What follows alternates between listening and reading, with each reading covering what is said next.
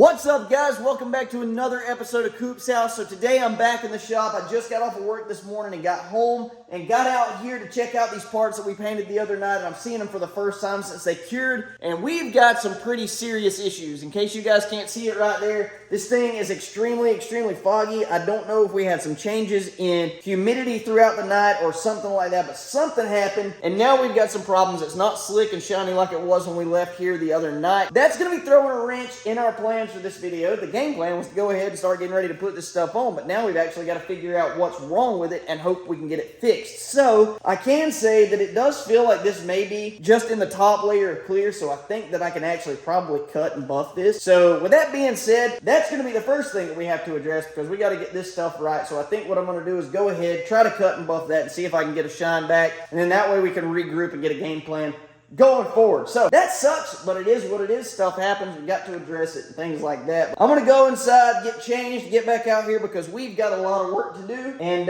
yeah, we're just gonna figure out what happens after that. So here we go.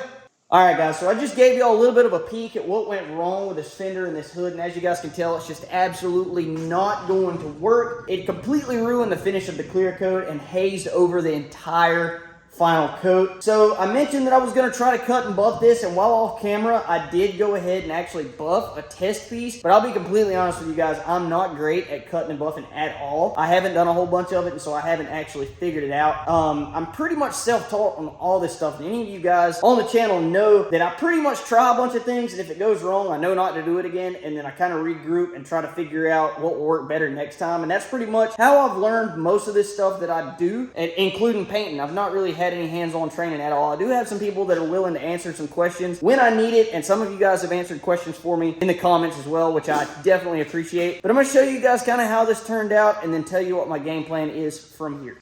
So you can see right there, I actually brought the shine back pretty well. This is pretty much what it looked like before. You can sort of tell there. But we got a nice shine coming back, a decent reflection. I'll show you guys here.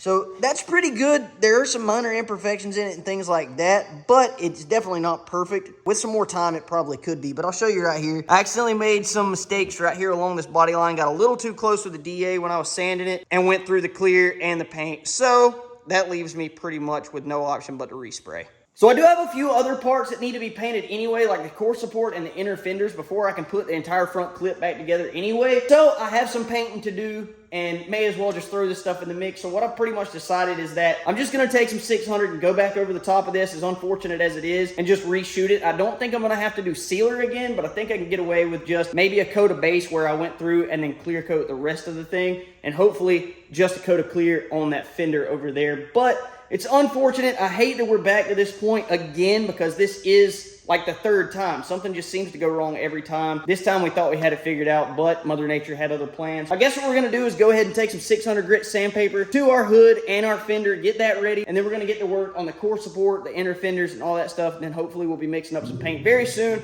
getting the stuff sprayed, and getting ready to go on the truck.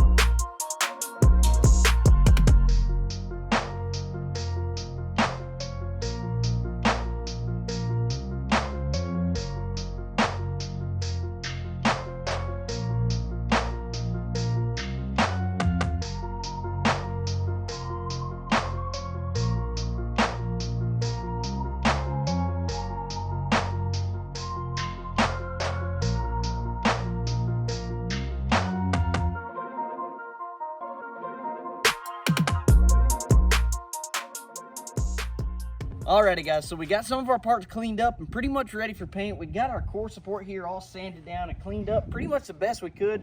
the thing is not perfect because it was in a little bit of rough shape. You guys can tell right here, we started actually kind of camouflaging the thing, I guess, if you look at it. But really, this is actually just self-etching primer we put over where we went through the paint into bare metal because we want to protect that the best we can. We want to make sure this stuff is good and corrosion resistant and we don't have any issues with it in the future. Over here, we went ahead and cleaned up our inner fenders. And we were thinking about going ahead and prepping those and painting them, but we started talking about it. And the whole firewall, the core support, inside the fenders and all that stuff is going to be the actual gloss black that the truck is. And we started thinking about it. We have a lot of that Raptor liner left over because we are going to do the bed of the truck. We did the floor in the truck and all that good stuff. And we were thinking about it would be a really cool contrast if we did our inner fenders with the Raptor liner. So we kind of wanted to leave that up to you guys. Why don't you guys drop down in the comments, tell us what you think about if we should paint these the gloss black to match the truck or hit them with the bed liner and kind of have that little bit of contrast. I think it would be cool and it would be extremely, extremely durable, so wouldn't really have any issues. So let us know your thoughts on that. But with that said, we're basically waiting on this stuff to dry. We got a couple other things we got to take care of. We're going to get back out here, scuff up that primer, get it into the paint booth, go ahead and paint our core support and our hood and fender, and hopefully here soon, that stuff's gonna be ready to go on the truck.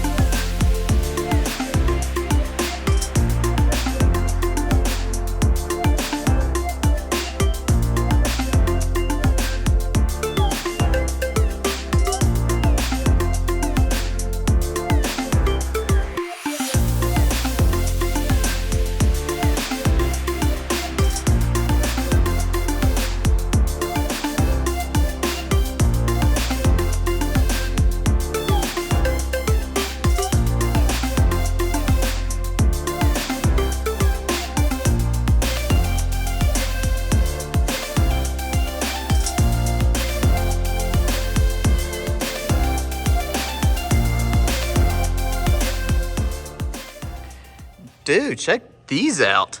They look pretty decent, but not as good as they could look because when I powder coated these about 2 weeks ago, I didn't plan that through too well. Whose fault is that? Yeah, I'll accept that. It was my fault. So, I thought we had some purple in the cabinet, but apparently we didn't. So, what I did was I went ahead and sprayed the white, sprayed the silver base for our purple, and then didn't have any purple. But guess what? We got purple now. So, we're about to lay down some purple and then wipe that back off, and hopefully, here in a few minutes, we're going to have some purple and white valve covers going on the Cummins. So, here we go!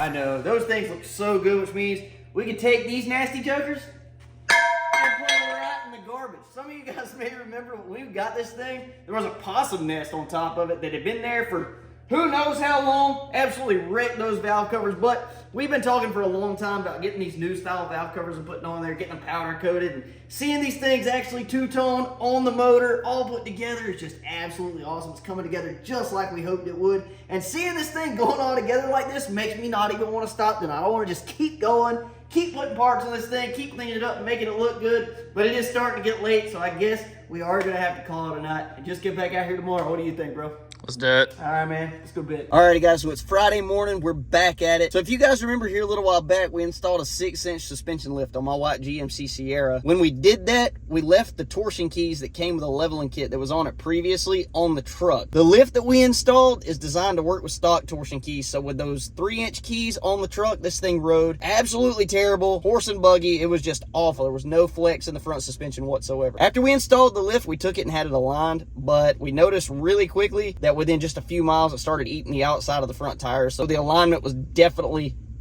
not right. So yesterday I had a friend of mine go ahead and put those stock torsion keys back on it for me, and that made an absolutely huge difference in the front end. So we're over at a different shop this morning having this thing aligned, so hopefully we can get it right and everything's as it should be. Once we finish up here, we're headed back to the shop. We're gonna go ahead and get back on the Squarebody, and I'm super stoked about getting back to work on that thing today after all that stuff that we got finished up the other day. So ready to see this thing go together, see how much progress we can make. So anyway, gonna go in here, get this thing aligned. We're heading back to the shop. We're gonna get back to work on the Squarebody.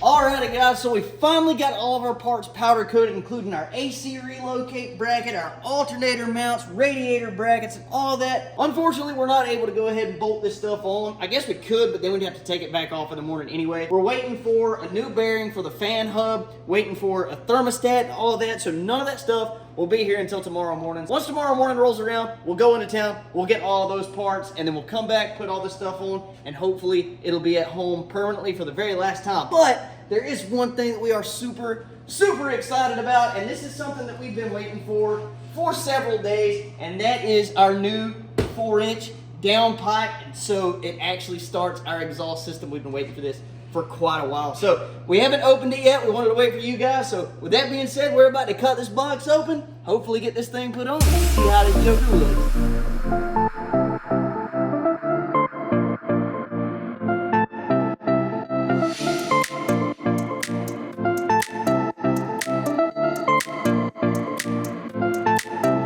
This thing's huge.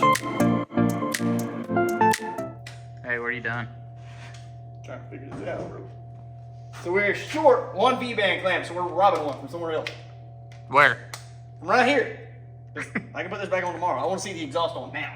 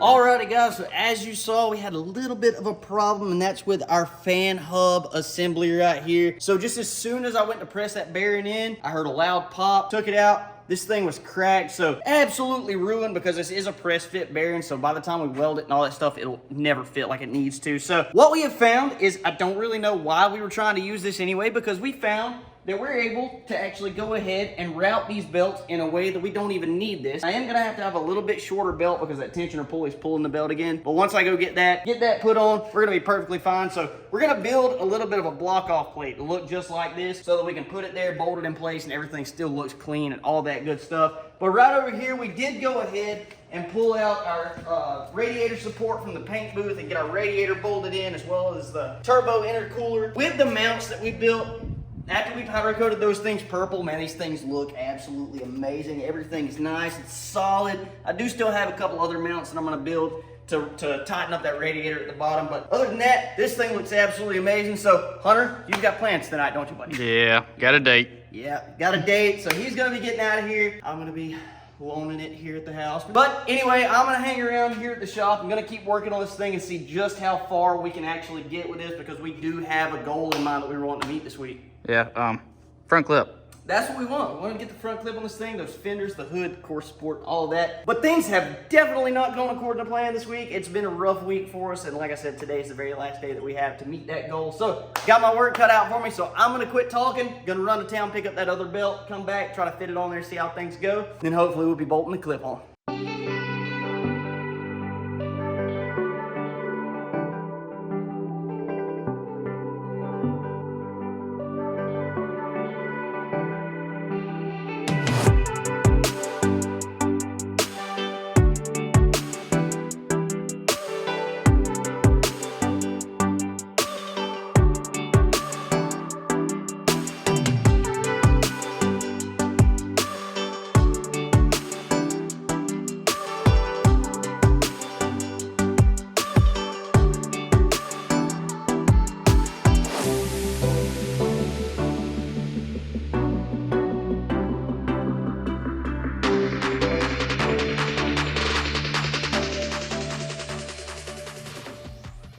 Dude, I think we might have an issue.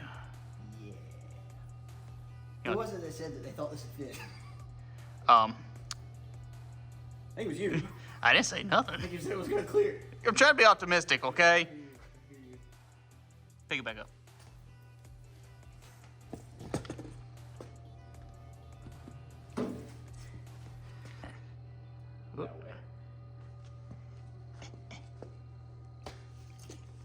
Is it sitting on top of it? Yeah. Womp womp.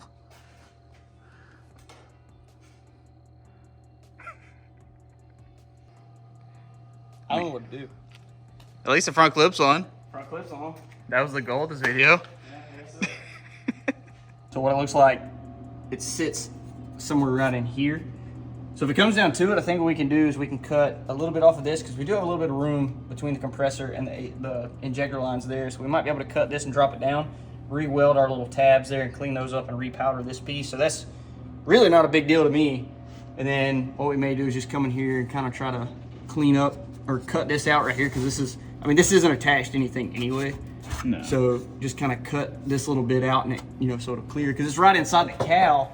And if this clears the hood by just a little bit, I think we'll be fine. Like I said, even if we need like a ½ inch, that'll be perfect because this ain't going to move. No, it's not going anywhere. So it don't have to be much clearance, but I think we're going to be okay. We won't have to repaint anything or anything like that. We can just do that and then like touch up the ends of it. Yeah. So that it's whatever. Still sucks though. Yep. That's really unfortunate. Very unfortunate.